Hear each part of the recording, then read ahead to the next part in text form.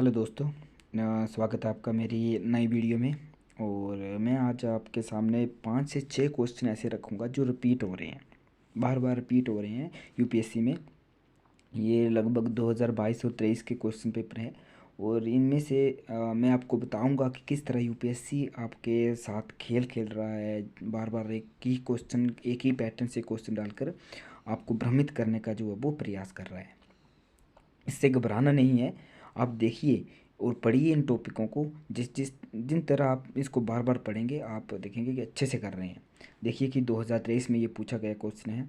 और ये क्वेश्चन जो है वो एक बौद्ध धर्म जैन धर्म से रिलेटेड क्वेश्चन है, जिसमें बताया गया है कि आत्मा एवं जंतु जो है वो इनसे रिलेटेड क्वेश्चन पूछा जा रहा है। आप नीचे इसको पढ़िएंगे तो उपयुक्त में से तो ये पूछा गया है कि एक धार्मिक संप्रदाय के मूलभूत जो है वो विश्वास से प्रतिबिंबित है। तो आप देखें इस क्वेश्चन को।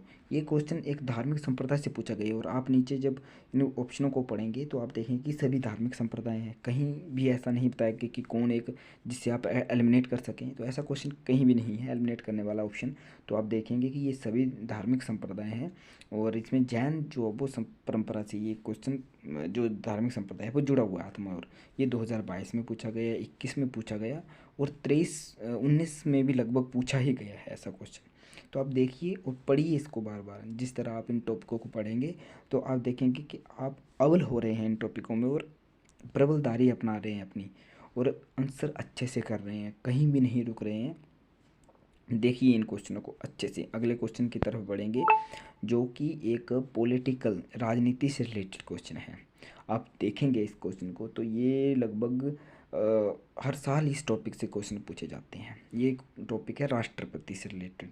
देखिए इसको एक ऐसा क्वेश्चन है जो कि बार बार इस टॉपिक से क्वेश्चन पूछे जा रहे हैं। और राष्ट्रपति हो गया, उपराष्ट्रपति हो गया, है ना, प्रधानमंत्री हो गए, तो ऐसे क्वेश्चन जो पूछे जाते हैं। तो आप इन टॉपिकों को पढ़ेंगे, जिस तरह आप इन टॉपिकों को पढ़ेंगे बार बार तो आप देखेंगे कि आप इसका आंसर जो है वो अच्छे से दे रहे हैं। अभी आप इसको पढ़ेंगे तो आप क्वेश्चन को देखेंगे कि ये क्या है, ये मेरी समझ से परे है। तो जैसे जैसे आप टॉपिकों को पढ़ेंगे, टॉपिक आपको रीड होंगे अच्छे से, है ना, तो आप इसको अच्छे से कर सकेंगे। समझिए इस बात को कि ये टॉपिक बार बार क्यों पूछे जाते हैं। ठीक है। अगले आप देखेंगे कि 2022 में, 21 में, लगभग 20-23 ऐसे क्वेश्चन तो पूछे ही जाते हैं। 19 में तो आप देखेंगे कि आप पिछले वर्षों के क्वेश्चन पेपर उठाकर देखेंगे तो ऐसा पूछा ही गया है हर साल ऐसा। राष्ट्रपति, उपराष्ट्रपति, तो पॉलिटिकल में भी ऐसे टॉपिक हैं जो बार बार रिपीट हो रहे हैं। हिस्ट्री में नहीं, पॉलिटिकल में भी हैं। अगले क्वेश्चन की तरफ जब हम बढ़ेंगे तो वो है एक इकोनॉमी से, जो कि आपको साफ दिखाई तो नहीं दे रहा होगा, परंतु आप रुक कर इसको पढ़िए और देखिए।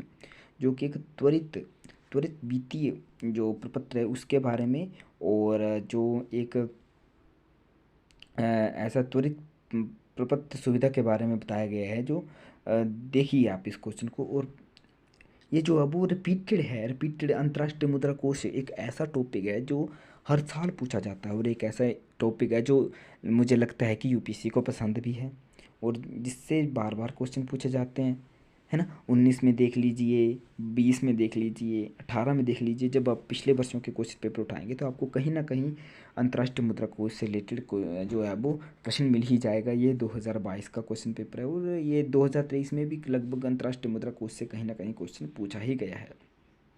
अगले क्वेश्चन की तरफ बढ़ेंगे तो जो कि फिर से इकोनॉमी का ही है। और ये मुद्रास्फीति, आप देखेंगे कि मुद्रास्फीति वाला टॉपिक जो है वो आप देखें इसको।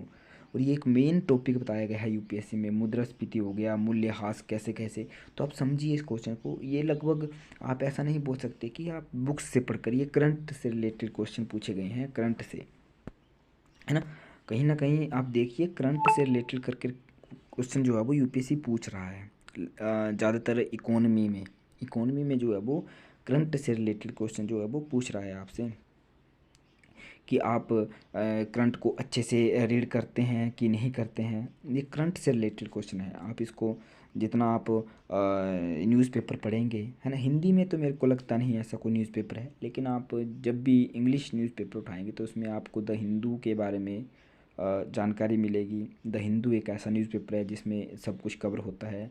इंडियन एक्सप्रेस हो गया, है ना। तो आप देखिए कि कहीं ना कहीं ऐसे इंग्लिश न्यूज़पेपर भी हैं जो इस तरह का कवर करते हैं, ठीक है। घबराना नहीं है। अगले क्वेश्चन की तरफ बढ़ते हैं, तो जो कि फिर से एक पॉलिटिकल का क्वेश्चन है, जो कि लोकसभा। आप कहीं कितने भी वर्षों के क्वेश्चन पेपर उठा ले, लोकसभा हो गया, राज्यसभा हो गया, यहाँ से क्वेश्चन जो हैं वो पूछे ही जाते हैं। अगर आप इनको अच्छे से रीड कर लें, इन टॉपिकों को अच्छे से रीड कर लें, तो आप समझेंगे इन क्वेश्चनों को जो यूपीएससी पूछ रहा है, यूपीएससी के पैटर्न को समझेंगे, है ना कहीं ये बातें आपको अच्छी लग रही होंगी कि ये टॉपिक बार बार पूछे जा रहे हैं, तो हम इनका आंसर क्यों नहीं दे रहे हैं। बुरा भी लग रहा होगा। एक तो अच्छा ये लग रहा है कि टॉपिक बार बार पूछे जा रहे हैं, है ना। अगला क्वेश्चन ये है कि ये देखो, हिस्ट्री से रिलेटेड ये जो बताया गया है कि धौली कहाँ है ना, उड़ीसा में है, या आंध्र प्रदेश में, ठीक है, जोगढ़। तो आप देखेंगे अशोक एक ऐसा टॉपिक है जो बार बार पूछा जा रहा है हिस्ट्री में।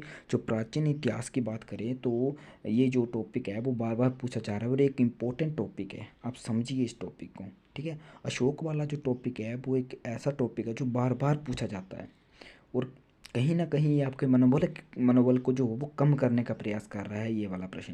क्योंकि ये क्वेश्चन जो है वो लगभग एक ऐसा क्वेश्चन है जो जिसमें नीचे देखिए, आप इसका पैटर्न देखिए कि युगम युगम कैसे जोड़ें, युगम आप पढ़ेंगे इसको।